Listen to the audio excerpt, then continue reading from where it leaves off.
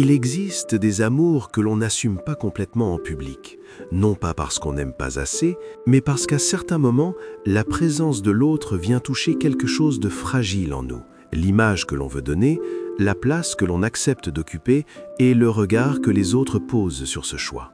Certaines personnes éprouvent d'une forme de gêne à l'idée de montrer leur partenaire en société, un malaise discret, parfois silencieux, parfois plus vif, qui ne dit pas seulement quelque chose du couple, mais aussi de soi. Car dans un couple, on engage toujours un peu de son image dans le regard des autres, et lorsque cette image semble vaciller, la honte peut s'installer. Cette honte peut d'abord venir d'un décalage entre le comportement du partenaire et les codes du milieu dans lequel on évolue. Une manière de parler, une attitude jugée déplacée, un manque de retenue ou simplement une façon d'être qui ne correspond pas à ce que l'on pense devoir montrer en public peuvent suffire à créer un malaise. Ce n'est alors plus seulement l'autre qui dérange, mais aussi l'idée que l'on se fait de soi à travers lui. Elle peut aussi naître d'une dépendance trop forte au regard des autres. Quand la validation sociale prend trop de place, le partenaire cesse d'être seulement une personne aimée. Il devient aussi un révélateur de nos appartenances, de nos contradictions, de nos choix. À ce moment-là, la honte ne vise pas uniquement l'autre, elle révèle souvent une fragilité plus intime dans le rapport à soi-même et à l'image que l'on veut préserver. Face à ce malaise, il faut d'abord en chercher l'origine. Est-ce le partenaire lui-même ou le regard des autres qui le rend difficile à assumer ?